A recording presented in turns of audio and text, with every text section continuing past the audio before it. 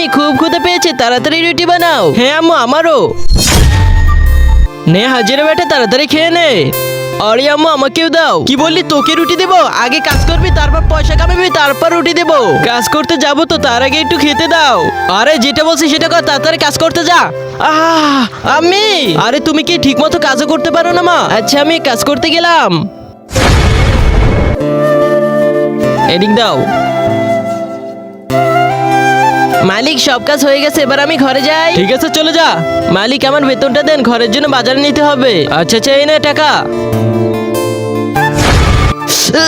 আরে আমি আসতে জানো, কাজ থেকে এসেছিস, টাকা কোথায়? টাকা দে আমার হাতে। মা এই নাও।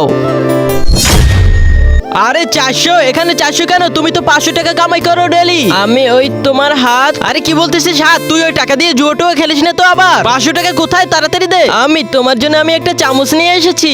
যখন কাজে যাচ্ছিলাম তখন তো তোমার হাত পুড়ে গিয়েছিল রুটি ভাজতে গিয়ে, তাই ওই 200 টাকা দিয়ে এই চামচটা এনেছি।